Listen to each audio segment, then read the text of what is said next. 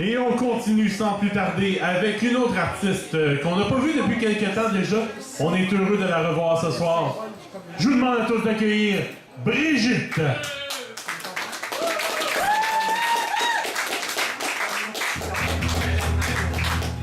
Merci!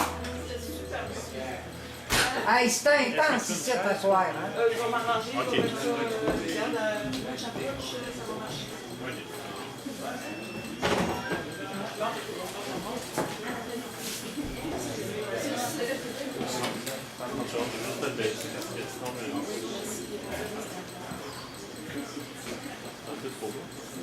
Ben bon, si ça bouge pas de merci. Et on n'a juste pas pensé à Claude Péloquin, personne. Je regrette moi-même. Je voulais apporter un texte, il y a trop d'affaires, je ne l'ai pas fait, puis c'est ça. Mais Normand Lebeau puis moi, on a décidé de un jour faire un hommage à Claude Péloquin, puis on va chanter Lindbergh. Imaginez. Fait que c'est ça. OK.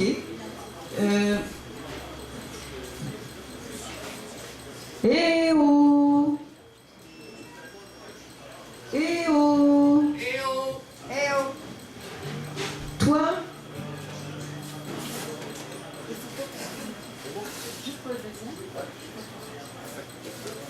OK, on recommence. Eh oh! Eh oh! Eh oh! Eh oh! Toi, la grand-mère inconnue, toi, sa mère, désormais oubliée, m'auriez-vous aimée, comprise, défendue? Et vous, les arrières, voués à enfanter, pour fonder de bien grosses familles, avez-vous déjà pensé à vos descendantes?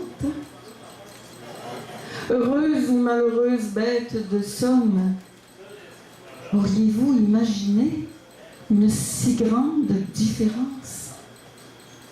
Une telle indifférence?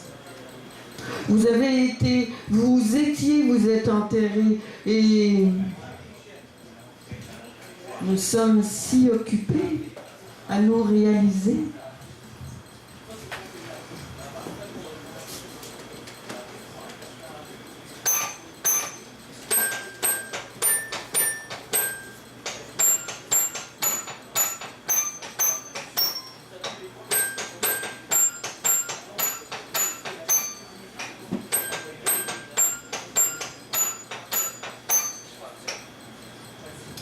J'aurais quand même pour vous une simple question. Sans extension, se produit-il une extinction ou un reste sans solution sur lequel s'additionne une équation sans résolution? Et toi, ou toi, me permets-tu la question qui tue? Qui étais-tu? Le sais-tu, au fond?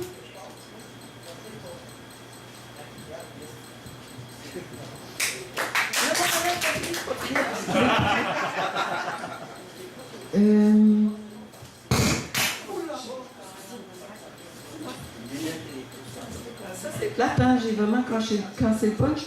Mais ah, c'est parce que...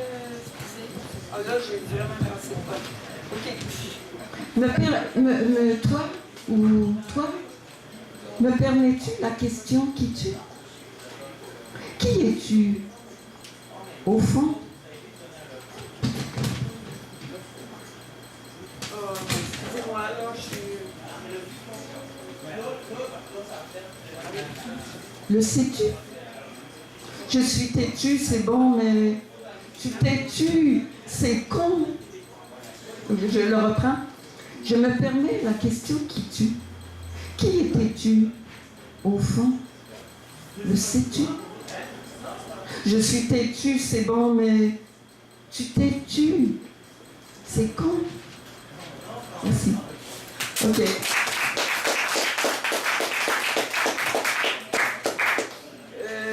vous avez remarqué que c'est toujours des petits textes. Maintenant, j'ai comme plus le temps d'écrire. Et il nous arrive plein d'affaires.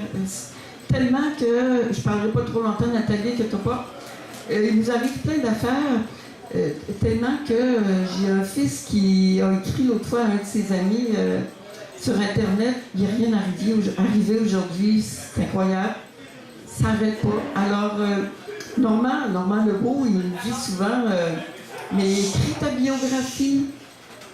Puis, ça ne me tente pas d'écrire une biographie. Quelque part, pourquoi écrire une biographie? Ça sert à quoi? Ça sert à qui? Bon. Mais, un matin, on se lève et il y a un fils qui habite en haut qui vient nous dire hey, il y a eu un hold-up au bar hier soir, puis le barman s'est fait mettre un fusil sur la tête. Le barman, c'est notre gars. Alors là, on l'appelle, il répond pas. On appelle au bar, il répond pas. On va au bar, il n'y a personne. On va au poste de police, puis pour une fois, ils ont été corrects. Ils nous ont dit non, inquiétez-vous pas, il n'y a eu personne à l'hôpital. Alors on relaxe, on vient chez nous, puis là, je dis garde, moi, là, pas capable de rien faire. Aujourd'hui, on va écouter une série. On s'installe. Pas longtemps après, le téléphone sonne. Et là, il y a notre fille qui est au Vietnam depuis 2 jours, qui est en pleurs. Puis elle nous raconte que son chum a pris une brosse de 2 litres d'alcool de riz avec des Vietnamiens. Ils sont allés à leur chambre, il est tombé en bas de son lit, il s'est fendu la tête, il s'est cassé un doigt. Ils vont en bas, tout le monde s'en fout. Personne parle français, personne parle anglais. Alors ils prennent un taxi, ils s'en vont au premier hôpital.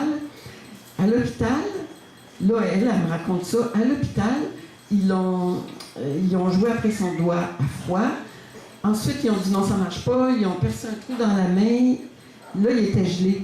Alors, ma fille m'a dit, je capote, je ne sais plus quoi faire. Alors, j'ai dit, as-tu appelé tes assurances? Alors, elle a dit, oui, ils m'ont dit qu'il y avait un hôpital français. J'ai dit, gars, niaise pas, va-t'en tout de suite. Partez tout de suite à l'hôpital français. Ils partent, puis là, on réalise qu'il est 11h30. Ils sont à Hanoï. Ils prennent un taxi. On ne sait pas, tu sais.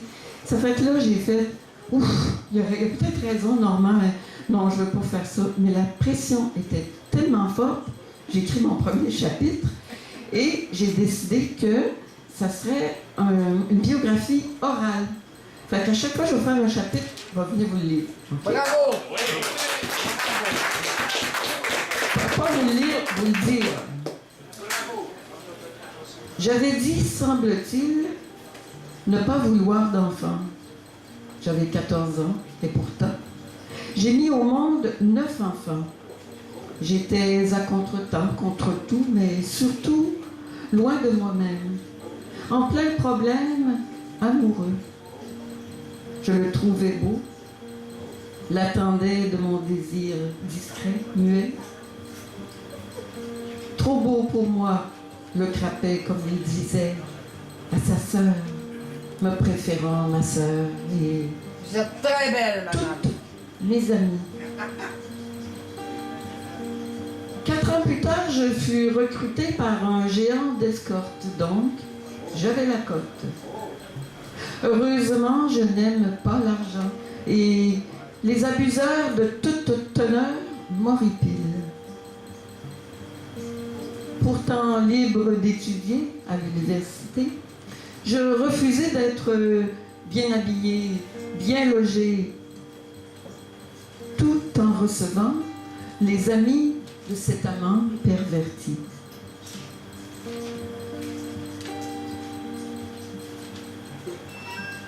Entretenu, voyant un peu de tenue, je ressortis par miracle de ce chic guet-apens, les bars sélects et les grands restaurants, plus sûrs pour affronter la vie, bien enrobée de ma sexualité.